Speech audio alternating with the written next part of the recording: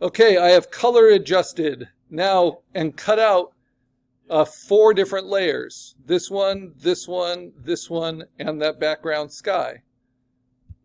And I'm basically from the background to the middle ground. Now we're going to go in front of that and we start building these foreground elements. And what's the first thing I do? I've already rough cut and placed them. I have to use these direct adjustments. So I go to Image, Adjustments, Levels. So Darius, this is what we're doing. So you go back to the first layer that you need to make match. You turn off the other layers in front of it. And now I want to make this layer match with what's around it. And then I select that layer and I go to Image Adjustments. And the first one is Levels, just like it's up on the board. And I play with this mid-tone slider. I decide, do I want it to be brighter or darker? Because I'm moving into the foreground, I actually want to see all that texture. I'm going to make it a little bit brighter. I'm just going to limit the highlights a tiny bit. And that's it. And you can always see what this does under your history. So Levels did quite a bit there to brighten that up and make it come into the foreground. Next, I go to the next direct adjustment, which is color balance. And for this, I'm going to start with midtones. I'm going to push it a little bit towards the reds, really bring out that rusty color. A little bit towards the yellows, a little bit towards the magentas for the midtones. In the highlights, same thing, a little bit of the yellows, a little bit of the reds, maybe put a little bit of the greens. And then in the shadows, I'm going to go the opposite direction than the highlights, towards the cyans, towards the blues. The reason I always push color balance that way is to get the most color dimension. So if the highlights are warm, the shadows are cool. That's typically what reads the best.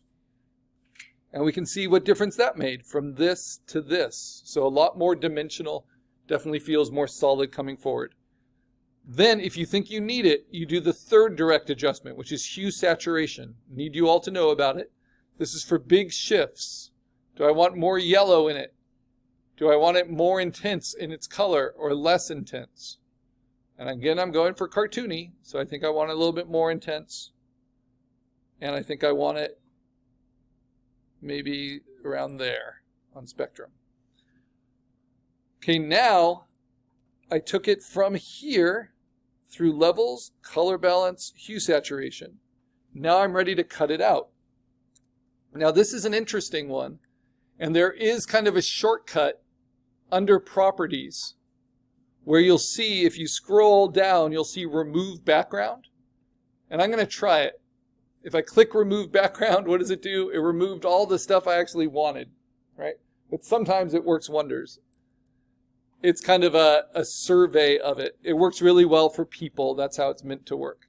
So I'm not going to get any shortcuts on this. Instead, I'm going to use the magic wand, contiguous checked, but a high tolerance. Let's do 88. And let's get this sky. I can't even do the holes in there. So let's take it down now to 32 and add to it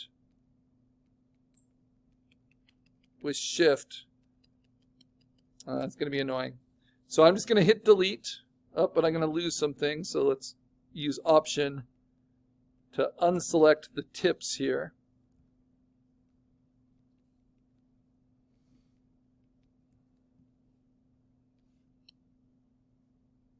Okay. Now just to be safe, I'm just going to use my eraser instead of hitting delete. But I'm going to use it at 100%, nice and large, soft-edged. Take it down like this. Now this element is to help merge the different elements I have in the middle ground and bring them into the foreground. Right? So I want a lot of this ground, that rock. And then I can use my eraser without a selection and just kind of erase out this stuff, this debris that I don't want.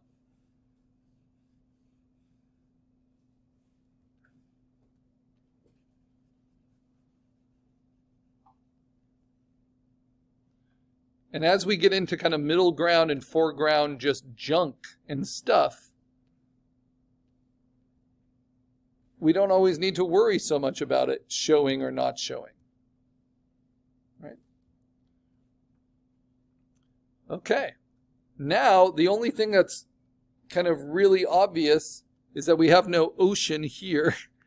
And I want ocean there. And I got to clean up the inside of this. So I'm going to use my lasso. I'm going to just, with the 1 pixel feather on the lasso, just grab these rusted kind of windows, cut them out. But the rest looks pretty good. Looks like there's kind of floating junk. So how can I get more of that water? This is what's going to be called internal compositing. I'm going to go to one of my smart objects that's got this water, and I'm going to move that smart object to give me that water where I want it, to kind of patch it. Whoops, wrong layer, this one. So I want it about there.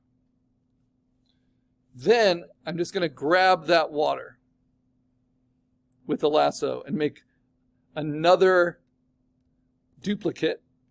So I just have water sitting. Now, how do I blend that in? I can use transform and I can warp it.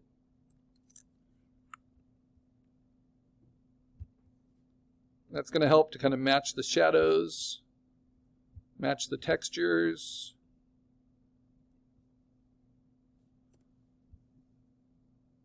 Good.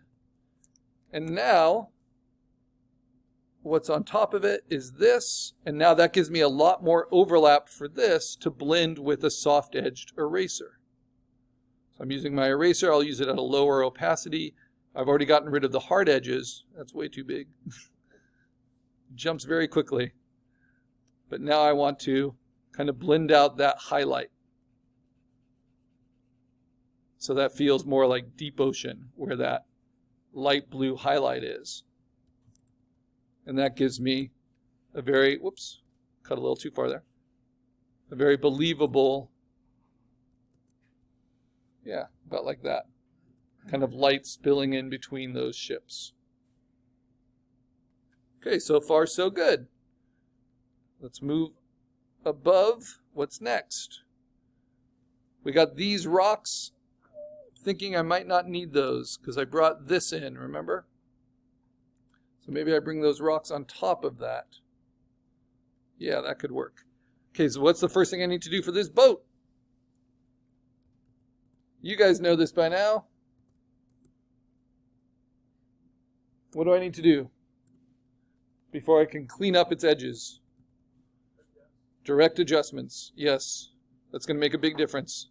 So let's make it all fit on the screen, and let's all do some direct adjustments together on whatever layer needs it.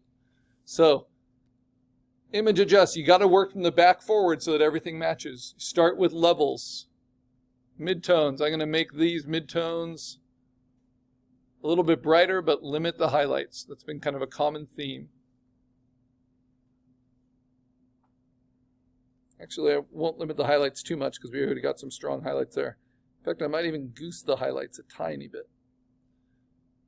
Maybe, because it's the foreground, maybe even goose the shadows a little bit. Okay, next. So it went from this to this.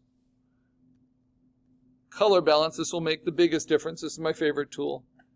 There's a lot of orange in this lighting, so I'm going to need to take that down.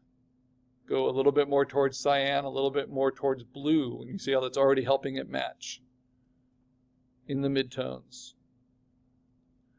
Highlights, get a little bit of that warm back into it.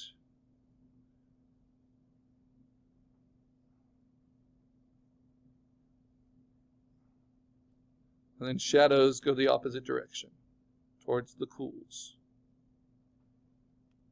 Hue saturation. Shift the hue slightly to the right. Do I want it more colorful or less colorful? A little less colorful. All right, so you can see what that did. Came in this way, levels, color balance, hue saturation. I like the little hut in the corner. How can I start blending this in? Well, I can try to get rid of this sky. Same thing. Really high tolerance magic wand with contiguous checked. Try to select a lot of that sky. Hold down shift. Get all these undercuts. Right. So there's that first. Then I can hit delete. See how that does. Does okay. It's just little things left that I can get with my eraser too. Now what about all this? Well, this time I'm going to use the magic wand with contiguous turned off. Grab all of that. Hold down shift, make sure it gets all of it, right?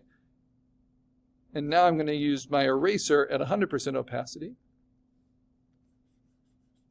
and use the selection as a stencil, as a mask. So I'm not using clipping masks. This is how clipping masks work, but I want you to learn how to do it directly with your pixels. Yeah, that's everything. I was worried I erased something too much, but that's all there is.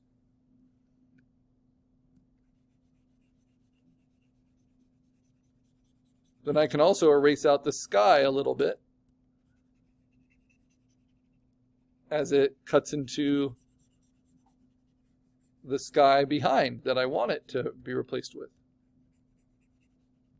So now that the boat is no longer on land,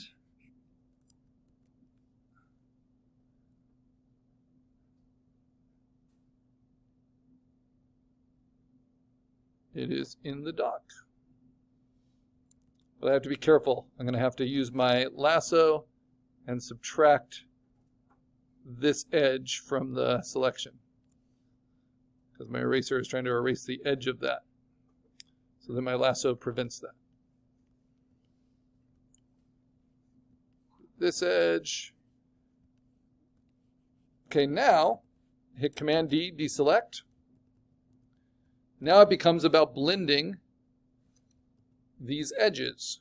So I'm going to use that 100% large soft-edged eraser, and I take out the hard edge, like around the tire, around the base. Maybe let some of this grass be in the foreground. And then I can remind myself with Command semicolon where my composition is, right? And maybe I want to leave that grass. Oops. Yeah, so let me just erase out the hard edge here. And I want to reveal more of the rusted metal.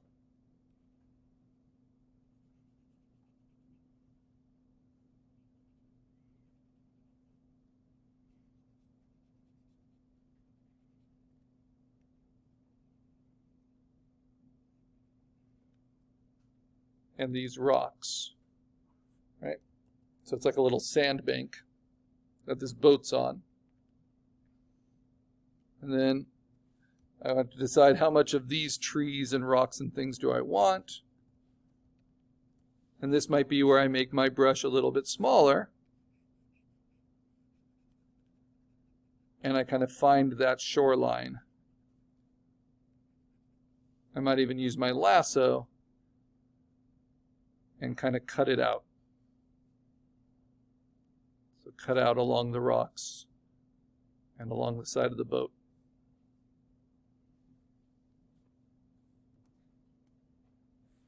So it's clear. Okay. Now this transition is not perfect. So maybe I'm going to clean up, because rocks are a hard texture. I'm going to clean up that transition a little bit by selecting out like this. And then deleting. Right? Make it a little sharper edge. But this kind of blending, soft into soft, that works pretty well. You get a little grassy edge here.